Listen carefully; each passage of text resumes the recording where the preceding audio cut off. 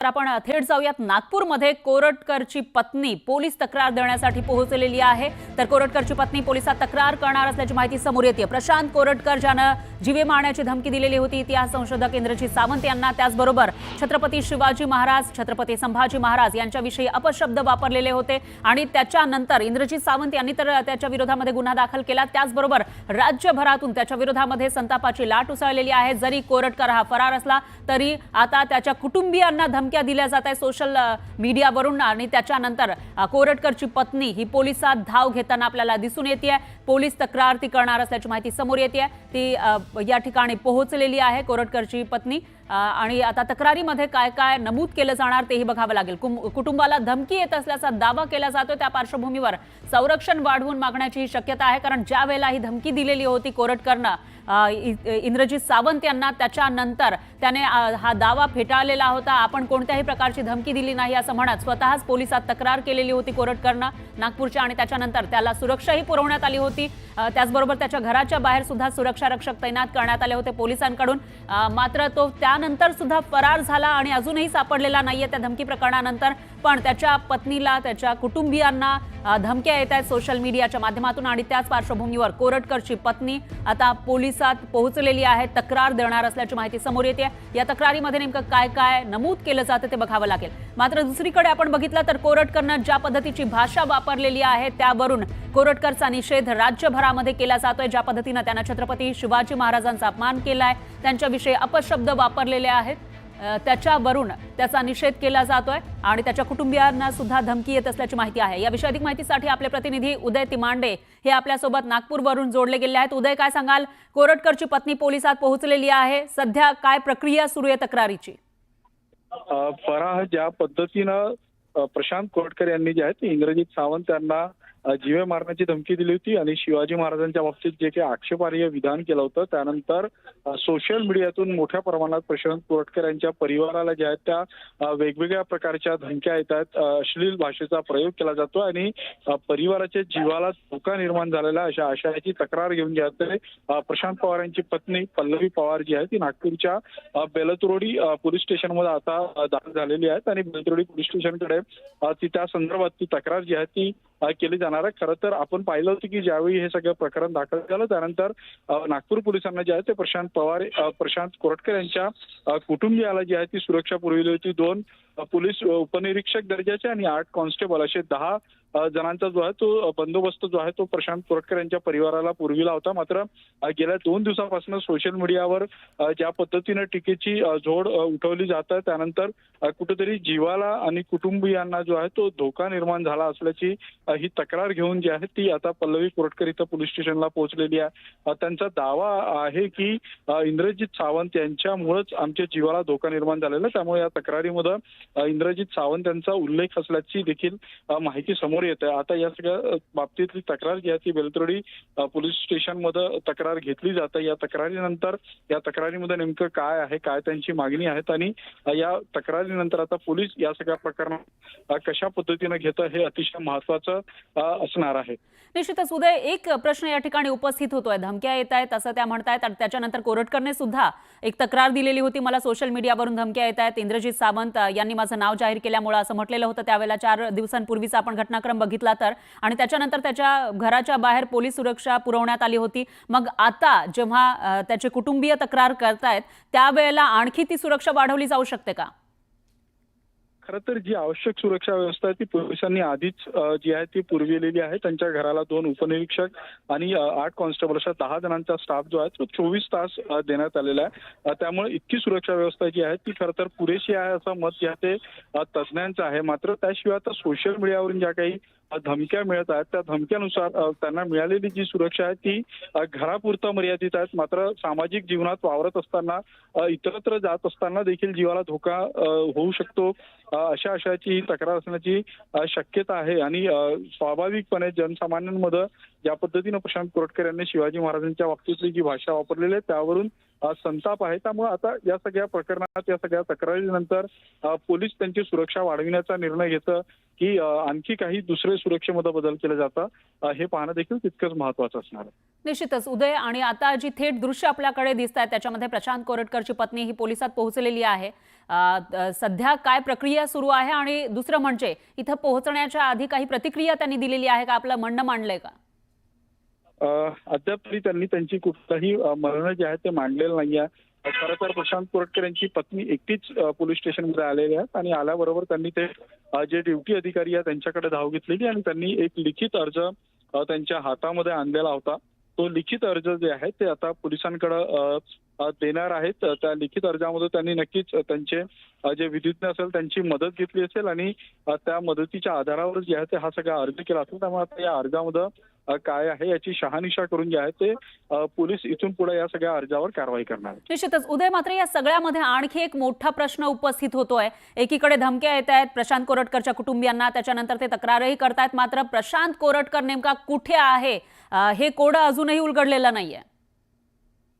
नक्कीच हा प्रश्न तर अजूनही अनुत्तरित आहे. ज्या पद्धतीने आता प्रशांत कोरटकर यांची पत्नी पल्लवी कोरटकर पोलिसांना तक्रार द्यायला आलेली आहे, यावरून एक संशय असा देखील येतो की प्रशांत कोरटकर आपल्या परिवाराच्या संपर्कात आहे का, आणि प्रशांत कोरटकर यांच्या सांगण्यावरूनच त्यांची पत्नी ही पोलीस तक्रार करायला आलेली आहे का. आणि जर असं असेल, जर ते परिवाराच्या संपर्कात असेल तर नक्कीच पोलिसांना देखील प्रशांत कोरटकर यांचा शोध घेण्याला मदत होणार आहे. याआधी आपण पाहिलं होतं की 3 पथकं तयार करून जे आहे ते प्रशांत कोरटकर यांचा शोध घेतला जात होता. अगदी मध्य प्रदेशच्या बालाघाट, इंदोर पर्यंत जे आहे ते पोलीस कोरटकरच्या शोधासाठी गेली होती. मात्र 4 दिवस उलटून देखील जे आहे ते प्रशांत कोरटकर यांना शोधण्यात जे आहे ते पोलिसांना अपयश आलेलं आहे. आणि आता तर दुसऱ्या बाजूनी प्रशांत कोरटकर यांची पत्नी आता त्यांच्या जीवाला धोका म्हणून तक्रारच पोलिसांकडे द्यायला आलेली आहे. त्यामुळे आता या प्रकरणामध्ये हा नवा ट्विस्ट मानला जातोय. मात्र पोलिसांना अजूनही प्रशांत कोरटकर गवसत नसल्यामुळे जे आहे ते आश्चर्य व्यक्त केलं जात आहे. निश्चितच उदय, आता जेव्हा त्याची पत्नी ही तक्रार करणार आहे त्याच्यानंतर त्या दृष्टीने जर तपास केला पोलिसांनी, तर त्याचा ठाव ठिकाणा कळू शकतो का? प्रशांत कोरटकर नेमका कुठे आहे, किंवा पोलीस त्याच्यापर्यंत पोहोचू शकतात का? नागपूर पोलीस तरी नक्कीच नागपूर पोलिसांच्या कार्यक्षमतेवर प्रश्नचिन्ह निर्माण करण्याचा खरं तर काहीही प्रश्न नाही. मात्र तक्रार दाखल होऊन कोल्हापूरचं पथक नागपूरला आलेलं आहे. प्रशांत कोरटकर यांची पत्नी जी आहे ती पोलीस स्टेशनला तक्रार द्यायला येतात. प्रशांत कोरटकर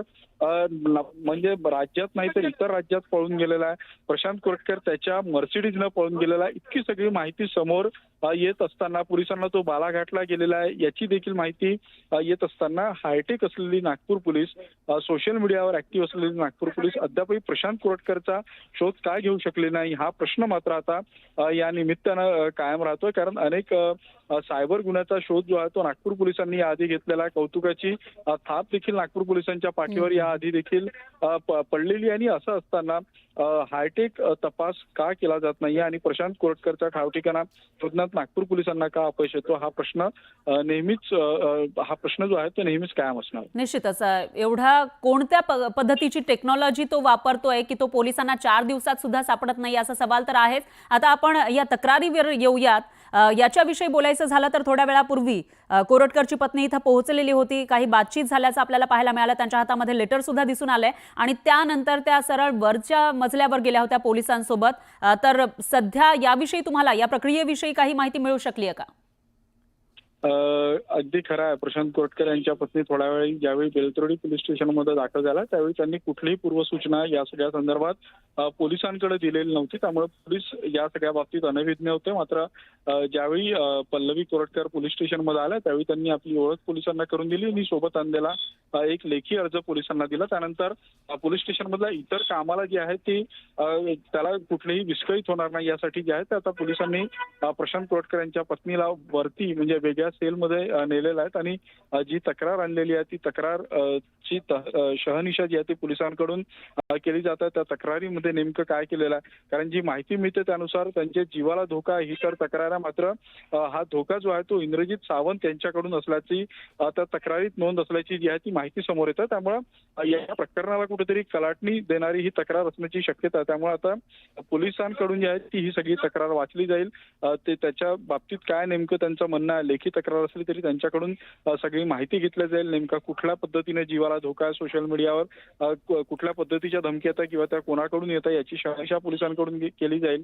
आणि मग यानंतरच इथून पुढे त्या तक्रारीवर काय पोलिसांना भूमिका घ्यायची हे जे आहे ते ठरवलं जाणार आहे. निश्चितच उदय, तुम्ही एक महत्त्वाचा मुद्दा सांगितलेला आहे की प्रशांत कोरटकरची पत्नी इंद्रजीत सावंत यांच्या विरोधामध्ये त्यांच्यामुळे आपल्याला जीवाला धोका आहे असं सांगण्याची शक्यता आहे, या तक्रारीमध्ये नमूद करण्याची शक्यता आहे. त्याच्यामुळे जनरली आपण जेव्हा केसेस बघतो हाणामारीच्या असतील किंवा वादाच्या असतील त्याच्यामध्ये ज्या पद्धतीनं क्रॉस कंप्लेंट केली जाते, दोन्ही पार्ट्या एकमेकांविरोधात कंप्लेंट करतात, तसा काहीसा हा प्रकार म्हणता येईल का?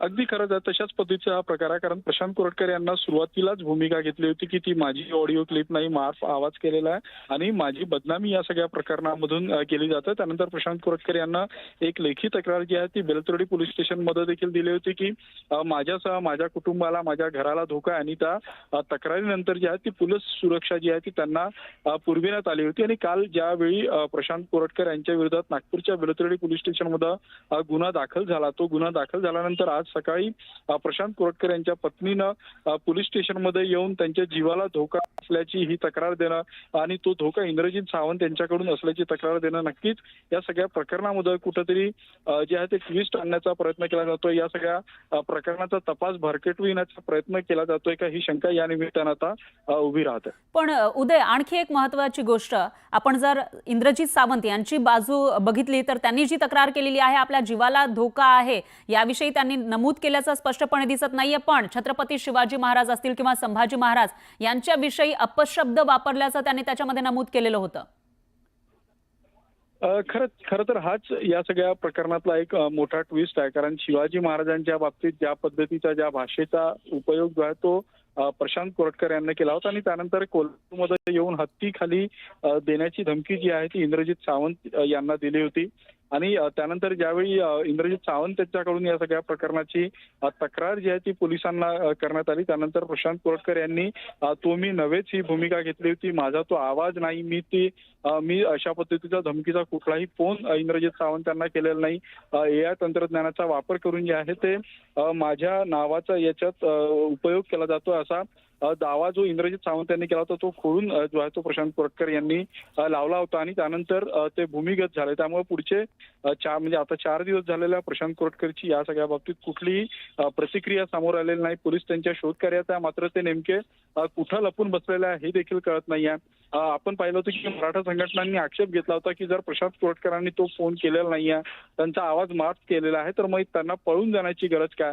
हे सगळे या सगळ्या प्रकरणात संशय असताना, या सगळ्या प्रकरणात आता नागपूर पोलिसात गुन्हा दाखल झाला असताना ज्या पद्धतीनं प्रशांत कोरटकर यांची पत्नी बेलतर्डी पोलीस स्टेशनमध्ये येऊन जीवाला धोका निर्माण झालेला आहे अशा पद्धतीची तक्रार देतात, सोशल मीडियावरून धमक्या येतात, माझ्या परिवाराला, माझ्या मुलीला, माझ्या आईच्या जीवाला धोका निर्माण झालेला अशा पद्धतीची तक्रार करताय, जेव्हा की प्रशांत कोरटकर यांच्या परिवारा अगोदरच पोलिसांनी सुरक्षा व्यवस्था पुरविण्यात आलेली आहे. 24 तास ही सगळी सुरक्षा व्यवस्था, पोलीस उपनिरीक्षक दर्जाचे 2 अधिकारी आहे, एकूण 10 जवान त्यांच्या सुरक्षेत तैनात असताना प्रशांत कोरटकर यांच्या परिवाराला, त्यांच्या पत्नीला नेमका कुठला आता धोका निर्माण झालेला आहे आणि ही जी सगळी तक्रार केलेली आहे ही तक्रार दाखल करण्यामागे त्यांची काय रणनीती आहे, सगळं नक्कीच या सगळ्या बाबतीत जे आहे ते प्रश्नचिन्ह म्हणजे प्रश्नचिन्ह निर्माण करणारी सगळी भूमिका.